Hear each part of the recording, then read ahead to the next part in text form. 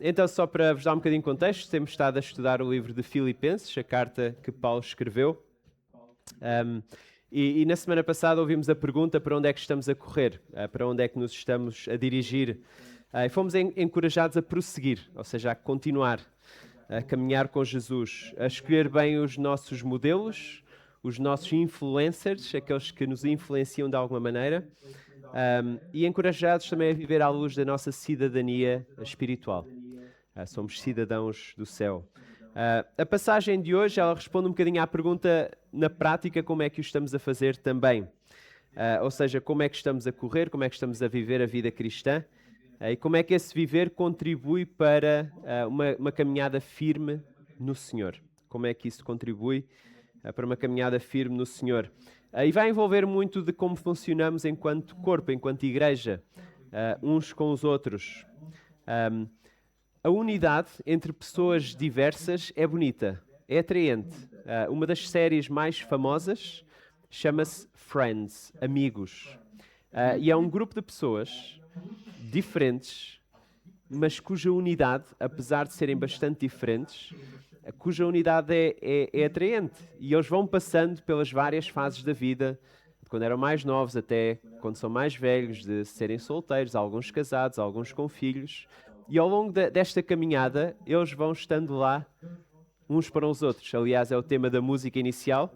É uma promessa, que é Eu estarei lá para ti. Curiosamente, foi uma série que durou 10 anos, 10 temporadas. Mas passado alguns anos de ter terminado, alguns deles vieram a público dizer, pois de facto, na vida real, eles nem sempre estiveram lá para mim. E houve vários deles com vários problemas de substâncias, problemas com substâncias, e um deles já faleceu até. A passagem que vamos ver, ela vai falar acerca de um relacionamento difícil, um problema difícil. Ela vai falar também sobre alguns versículos que se calhar alguns de vocês têm na parede, de alguma maneira, ou a decorar a vossa casa. E são versículos bonitos, mas que ao mesmo tempo, se não pensarmos bem neles, podem se tornar um peso, um fardo. Não andem ansiosos, de maneira nenhuma, ou com qualquer coisa. Com coisa nenhuma, não andem ansiosos. É tipo, ok, mas alegrem-se sempre. Não é? Essa podia ser um versículo para dizermos, cada vez que uma criança vem ao pé de nós a queixar-se de outra, e a resposta seria, alegrem-se sempre. E já está. E seria automático, não é? Sabem que a criança iria responder, claro, era isso que me estava a faltar, eu vou-me alegrar sempre. Mas vamos ver um pouco melhor nesta passagem e vamos pensar que cada um de nós, e se és cristão, cada um de nós tem o potencial para edificar, para construir, mas também o potencial para dividir. O potencial para contribuir para a progressão no Evangelho, enquanto igreja e individualmente, mas também o potencial para impedir essa progressão. Então queria convidar-vos a abrirem Filipenses 4, versículos 1 a 9.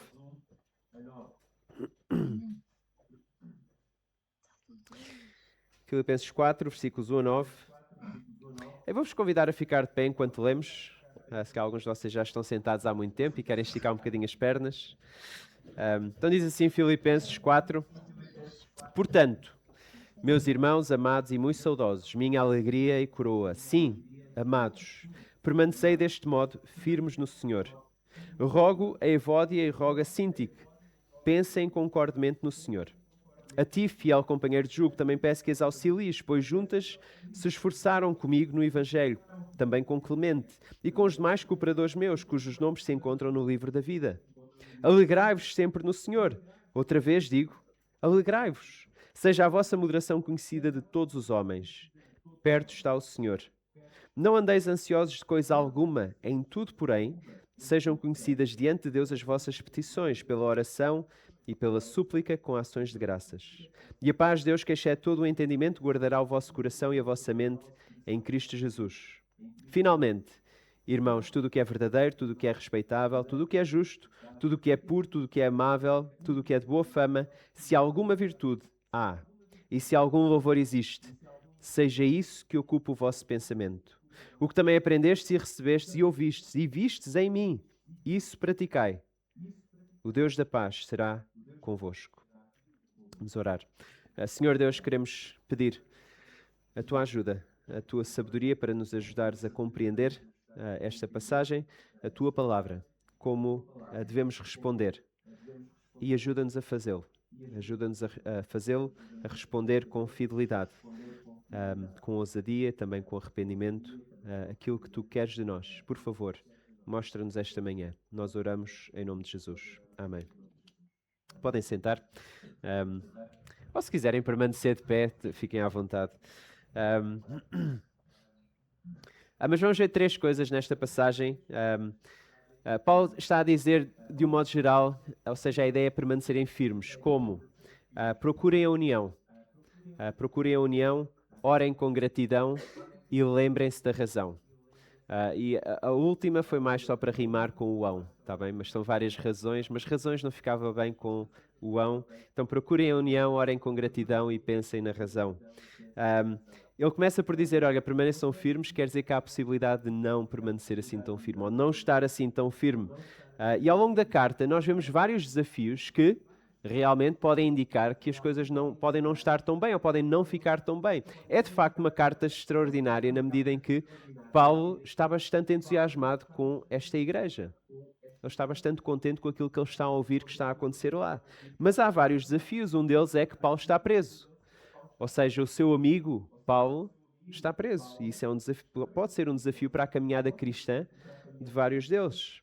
A doença de Epafrodito, que já vimos que era um membro da igreja que foi enviado para ajudar Paulo e de repente ficou doente às portas da morte. E isso pode ser um desencorajamento para os cristãos. Há pessoas que são inimigos da cruz, das quais Paulo também já falou, que podem ser uma ameaça também. Podem distorcer a mensagem do Evangelho. Então a mensagem é, permaneçam firmes. E depois Paulo agora vai nos dar algumas partes mais práticas de como é que isso se parece. E a primeira delas envolve a resolução de uma discórdia. Discórdias entre cristãos. Não, isso não acontece. Mas acontece. E é grave. E por vezes significa uma exposição pública. E eu devo dizer-vos que há aqui duas pessoas, esta manhã, que têm uma discórdia que surgiu há pouco tempo e que deve ser resolvida. Daniel e Joe. Eu sei que de repente vocês pensaram, não pode ser, não pode ser. Mas se houve um momento em que vocês pensaram, se houve um momento de apreensão da vossa parte, se houve um momento de, oh não, ele vai dizer o meu nome. Se houve um momento de, ele está a falar a sério, que não estava, está bem? O Daniel e o Joe não têm nenhum problema. Mas que eu saiba, mas se houve esse momento, é um bocadinho isso que aqueles cristãos estavam a sentir quando ouviram esta carta. Ou seja, é grave e precisa de ser resolvido. Ou seja, há um problema entre duas cristãs e devemos lembrar isso, duas cristãs. Eu no passado pensava que, acho que não eram cristãs, elas ficaram a dever à loja, ficaram com o nome na porta da loja como devedoras, não é? Elas portaram-se muito mal. Mas, o que é que Paulo não diz? Ele não diz qual é a razão. Ele não diz o que é que aconteceu. Ele não pressupõe que aquela que tem mais razão deva esperar pela outra. Também não pressupõe que aquela que não tem razão deva ficar sentada e pensar, pronto, não há hipótese, não devo fazer nada. Ele chama ambas para virem reconciliar-se. Ambas têm de vir e reconciliar. Evódia e Síntique. Se for menina, já sabes. Duas sugestões. E quem sabe, por que não dar uma nova imagem a estes dois nomes de Evódia e Síntique? Porquê? Porque elas estavam envolvidas na obra do Evangelho. Não é? É aquilo que Paulo diz. Versículo 3. Juntas esforçaram-se comigo no Evangelho, comigo, com Paulo. Elas não eram umas senhoras quaisquer ou quase. Elas não eram aquelas duas pessoas que vão à igreja uma vez por ano à festa de Natal. Não eram essas pessoas. Elas estavam envolvidas no ministério. Esforçaram-se comigo no Evangelho, também com Clemente e com os demais cooperadores meus. E reparem, elas são cristãs? cujos nomes se encontram no livro da vida. Talvez 2 professoras de escola dominical. Ou talvez era a pianista da igreja e era a pessoa que organiza o ateliê das senhoras. E não estou a dizer que a Lídia e a Marta têm um problema, mas eram pessoas que estavam envolvidas no ministério. Eram estas pessoas. Ou seja, a situação chegou a um ponto em que Paulo está a pensar que vai, de facto, afetar a maneira como a igreja permanece firme, a maneira como a igreja procura alcançar outras pessoas. E estava provavelmente também a polarizar a igreja, a tomarem partidos. Não, eu fico com esta pessoa, acho que esta pessoa tem razão. Não, nós achamos que esta pessoa tem razão. E, curiosamente, ele chama alguém para para servir de mediador. Alguém para entrar naquela reconciliação. Será que nós estaríamos dispostos a isso? A sentar-nos com 2 pessoas que não se falam, ou que falam, mas é aquela conversa muito superficial, sabendo que se vão falar em coisas mais profundas, o problema vai voltar e vão se chatear. Será que estamos dispostos a entrar nessa conversa entre estas 2 pessoas e chamá-las, provavelmente com a Bíblia aberta, e pedir reconciliação entre elas as 2? Será que quando eu olho para a pessoa de quem estou a discordar, essa pessoa com quem eu estou amargo, será que eu penso nela como alguém que está no livro da vida? Porque era o caso destas 2 senhoras. A firmeza da caminhada dos cristãos em Filipos, da igreja, vai depender em parte disso. Se não és cristão, pode parecer estranho, não é? Que a Bíblia tenha passagens em que exorta os cristãos a portarem-se bem, a serem mais unidos. Mas isso pode significar uma ideia errada, e que já foi falada aqui, que os cristãos são perfeitos. Ou seja, eles não precisam de nada, eles são perfeitos. Ou que são pessoas superiores, ou moralmente superiores. Nada disso. A Bíblia apresenta os cristãos como santos, sim, mas também pecadores. Pessoas que reconhecem que não são perfeitas. Longe disso, que precisam da ajuda de Deus. E que resposta é que a sociedade secular nos dá para a união? De que forma é que ela promove a união? Porque eu creio que não nos dá uma melhor resposta que a Bíblia. Estamos a meio do Mundial e não faltam exemplos de falta de união entre as equipas, dentro das equipas, entre a equipa e treinador. Pensem no Uruguai, pensem em Portugal. E aqui temos Paulo a dizer, olha, é necessário reconciliação entre estas 2 pessoas. E é necessário que vocês se envolvam nesse processo de reconciliação. E isso vai envolver, de certa forma, humildade. E esta carta fala muito em humildade. Não é? O capítulo 2 apresenta Jesus como o exemplo maior de humildade.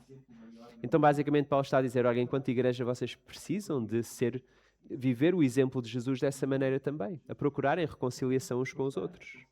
Em segundo lugar, versículos 4 a 7, orem com gratidão. Alegrai-vos sempre no Senhor, outra vez diga, alegrai-vos. Seja a vossa moderação conhecida de todos os homens, perto está o Senhor. Não andeis ansiosos de coisa alguma, em tudo, porém, sejam conhecidas diante de Deus as vossas petições, pela oração e pela súplica com ações de graças. E a paz de Deus, que excede todo o entendimento, guardará o vosso coração e a vossa mente em Cristo Jesus. Há uma escritora não cristã que ela observa a falha do secularismo, da sociedade secular. E ela diz que a diferença é que a fé cristã faz uma grande diferença nas pessoas. Ela diz o seguinte: pessoas religiosas são mais alegres, menos ansiosas, menos solitárias e mais prováveis de se casar e ter filhos. Não ter religião na tua vida é uma perda imensa. Eu acho que de todas as opções religiosas, o cristianismo é aquele que gera o maior florescimento humano. Ela não é cristã, mas ela está a observar. De um modo geral, pessoas religiosas são mais alegres, mas dentro das pessoas religiosas, a fé cristã parece ser diferente. Parece ser algo que motiva as pessoas a terem uma maior alegria. Recentemente, eu não me lembro o nome da pessoa que faz o podcast, mas é um podcast muito conhecido com alguém muito rico que entrevista pessoas E uma das pessoas que ele não é cristão, uma das pessoas que ele entrevista é o John Lennox, um professor matemático muito famoso, cristão. E eles falam sobre várias coisas sobre a fé cristã, e uma das coisas que ele lhe diz é: há algo diferente em ti, não necessariamente por causa de toda a informação que tu me estás a dar acerca da fé cristã, mas a tua maneira de estar. E o John Lennox é uma pessoa já de idade, uma pessoa já idosa, com várias dificuldades pela sua vida. E de facto aquilo que ele está a ver é um bocadinho aquilo que esta Louise Perry está a ver também na fé cristã.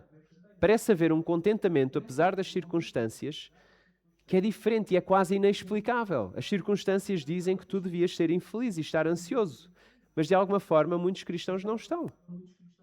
Porquê? Porque Jesus faz uma diferença.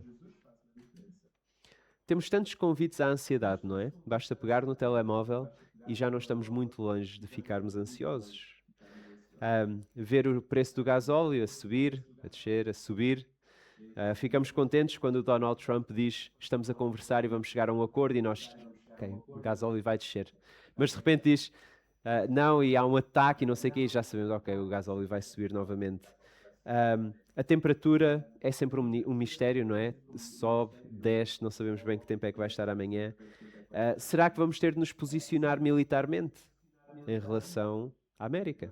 Será que, enquanto país, vamos ter de tomar essa decisão? Ou seja, há muitos motivos para andarmos ansiosos. Como é que podemos dizer uns aos outros para, olha, não andes ansioso? Mas aquilo que Paulo faz uma troca. Não é? Troca as coisas, ou seja, versículo 6, não andes ansioso de coisa alguma, e troca isso, entrega as tuas ansiedades ao Senhor em oração. Ele apenas não diz não andes ansioso, ponto final. Ele diz não andes ansioso, porém, em tudo, porém, sejam conhecidas diante de Deus as vossas petições pela oração, pela súplica e ações de graças. Alguém disse se as preocupações expulsam a oração, ou a oração expulsa as preocupações.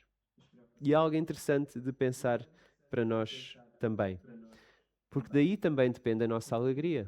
A nossa alegria depende da medida em que estamos com o Senhor e oramos ao Senhor e mostramos essa dependência. E vocês podemos pensar assim: pois, mas as minhas circunstâncias são bastante únicas. Paulo teve circunstâncias bastante únicas também. Em Atos 16, quando ele estava em Filipos, neste local. O que é que aconteceu? Não sei se se lembram, mas ele foi preso. E quando ele estava na prisão com o seu amigo Silas, era de noite. Alguém se lembra o que é que ele fez? Eles cantavam. Eles cantavam ao Senhor. E creio que não há contexto. É um contexto bastante difícil, é uma circunstância bastante difícil. Ou seja, Paulo não está a dizer alegrem-se no Senhor, sendo hipócrita, não o fazendo ele próprio. Não, ele sabe que a satisfação em Deus não depende, ou melhor, a nossa alegria não depende das circunstâncias, depende de quão satisfeitos estamos no Senhor. A Ana partilhou uma vez uma citação de um autor que é o Keller, em que ele diz o seguinte acerca da preocupação: a preocupação é como uma cadeira de balanço, dá-nos algo para fazer, mas não nos leva a lado nenhum. Que é interessante, não é? Ao preocuparmos e estarmos ansiosos em relação ao futuro, é como estar numa cadeira de balanço, temos algo para fazer, mas não estamos a ir a lado nenhum, ou seja, não está a acontecer nada. É claro que há casos de ansiedade clínicos, e não estou a falar disso, mas de um modo geral, nós creio que enquanto sociedade até valorizamos a preocupação. Quantas pessoas vocês não conhecem que quando cumprimentam no início do dia ou assim, elas já estão preocupadas?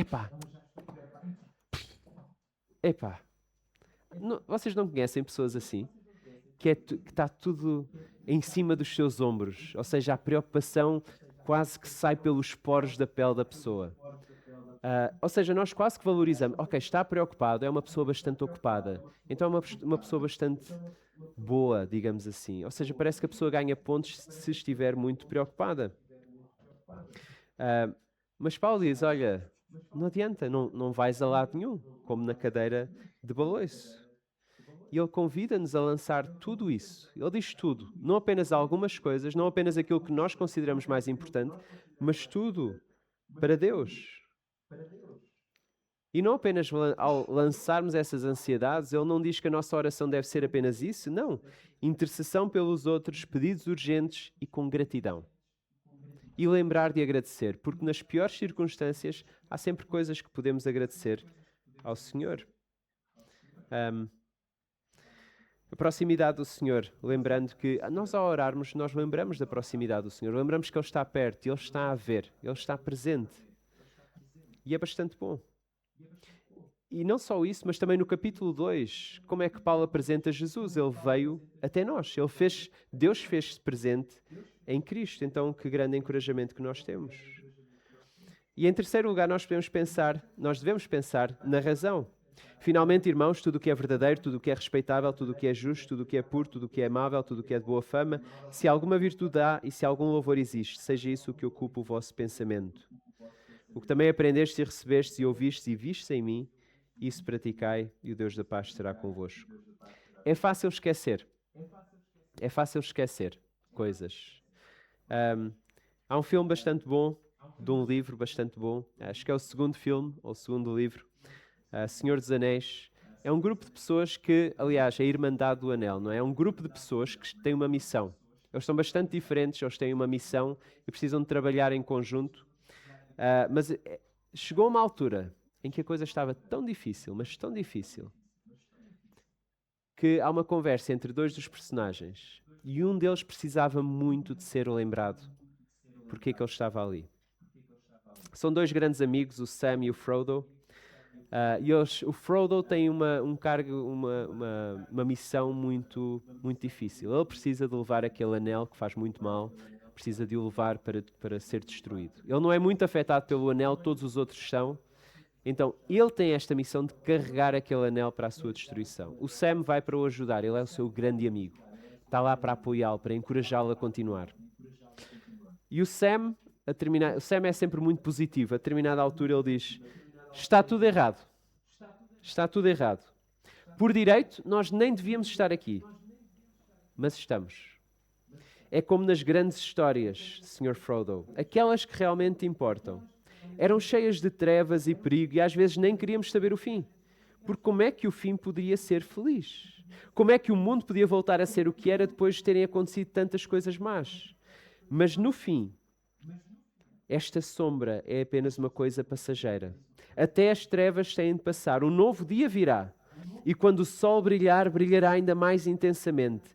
Estas eram as histórias que nos ficavam na memória, que significavam algo. Mesmo que fôssemos demasiado pequenos para perceber porquê. Mas eu acho, Sr. Frodo, que já percebo. Agora sei. As pessoas dessas histórias tinham muitas oportunidades de voltar para trás. Só que não o fizeram. Porque se agarravam a algo. E o seu amigo Frodo responde: o que é que nós nos estamos a agarrar, Sam? Discurso bonito. O que é que nós nos estamos a agarrar agora? E o Sam responde: é que há algo de bom neste mundo e que vale a pena lutar por isso. Há algo de bom neste mundo e que vale a pena lutar por isso. E parece que é isso que Paulo também nos está a encorajar a fazer.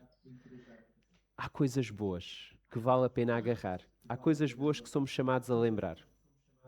E no contexto de divisão na igreja, em que é fácil ficarmos presos ao problema que há entre aquelas duas pessoas e tomar partidos e aquilo de errado que aquela pessoa faz, que Paulo diz: pensem naquilo que é verdadeiro, pensem naquilo que é respeitável, pensem naquilo que é justo. E eu vou fazer aqui dois níveis. De um modo geral, enquanto igreja, nós podemos antes fazer isso, uns com os outros. Pensar naquela pessoa, naquilo que ela fez de bom, naquilo que ela fez de verdadeiro, naquilo que ela fez de justo, naquilo em que ela foi amável. Olhar e pensar naquilo que ela fez de bom, em vez de olharmos e criticarmos apenas aquilo que a pessoa fez de errado. Ao mesmo tempo, Paulo também nos está a mandar para outro nível, a fazer-nos pensar onde é que está tudo o que é verdadeiro, tudo o que é respeitável, tudo o que é justo. Quem é a pessoa que incorpora tudo isto? Lembrem-se de Jesus. Foquem em Jesus. E é isso que vai permitir que vocês permaneçam firmes. Permaneçam firmes. Coloquem estas coisas na vossa mente. O que é que tem alimentado as nossas mentes? De que forma as alimentamos? Será que é apenas com aquilo que aparece no telemóvel, de redes sociais e de coisas que se calhar não fazem tão bem? De que forma estamos a alimentar as nossas mentes? Um,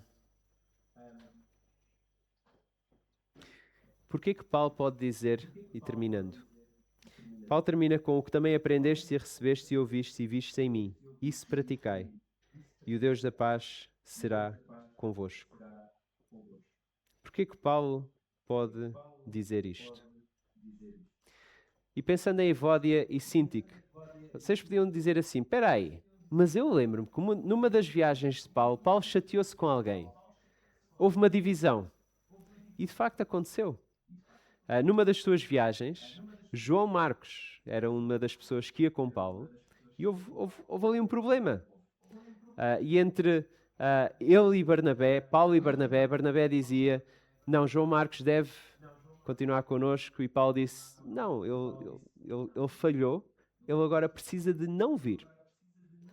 E a maneira como eles resolveram foi uma boa maneira de resolver.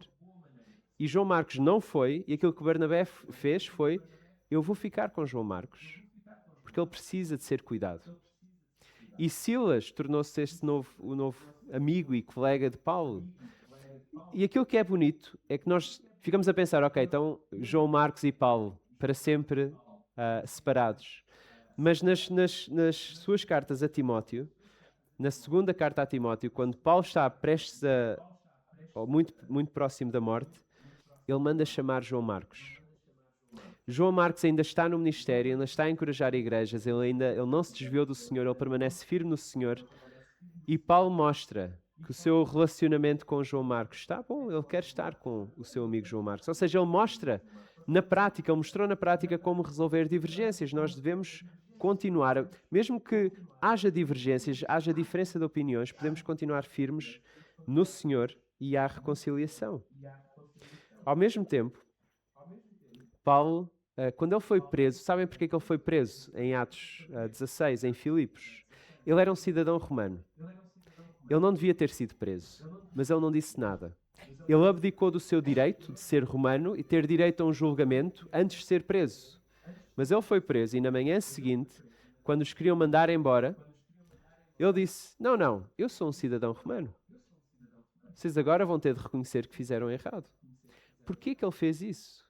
Ele abdicou dos seus direitos para bem dos cristãos em Filipos, porque ele podia dizer, não, eu sou o estrangeiro, eu sou de fora daqui, eu estou a partilhar o Evangelho convosco, mas eu tenho privilégios, então eu não vou ser preso. Vocês são presos? Não, ele quis mostrar que ele estava com eles. E ele foi preso com eles. Mas depois, na manhã seguinte, ele quis mostrar aos romanos que eles estavam errados e que ele tem esse direito. E dessa forma mostra também aos teus irmãos e irmãs na fé que, por vezes, os cristãos estão chamados a colocar de parte os seus direitos para bem dos outros. E em Filipenses 2, ele mostra, Paulo fez isso porque ele viu isso em Jesus. Jesus colocou de lado, subsistindo em forma de Deus, não julgou como usurpação ser igual a Deus, ele esvaziou-se, assumiu a forma de servo, em semelhança de homens, para se identificar connosco. Ele humilhou-se e caminhou até à cruz. E depois Deus o exaltou. E é esse o modelo cristão. E é por isso que pode haver reconciliação entre nós, e deve, porque devemos, por vezes, colocar de lado os nossos direitos e a nossa razão e amar uns aos outros. E devemos fazer isso em prol da Igreja e em prol do testemunho do Evangelho. Vamos orar. Querido Deus, queremos agradecer-te, porque Tu és um Deus de paz. És um Deus que, em Cristo, veio até nós para fazer a paz através do perdão dos nossos pecados, a paz entre nós e contigo, mas também a paz entre nós, entre cristãos, entre seguidores de Jesus.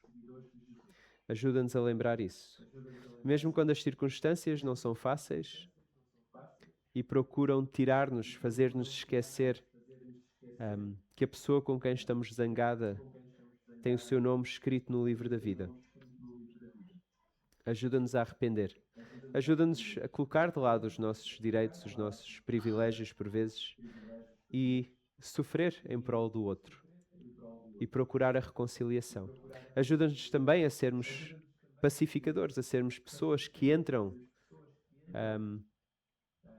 na discussão entre outros dois irmãos com o objetivo de os trazer à reconciliação. Ajuda-nos a abrir a tua palavra entre duas pessoas que não estão a conseguir reconciliar-se e ajuda-nos a que a tua palavra possa alcançar aquilo para o qual tu nos deste, que é reconciliação entre nós, que é para permanecermos firmes em ti. Oramos por nós enquanto igreja, por nós individualmente, por aqueles que nos visitam também, pelas igrejas que eles representam. Senhor, ajuda a tua igreja a permanecer firme em ti e a dar um bom testemunho de quem tu és. Nós oramos em nome de Jesus. Amém.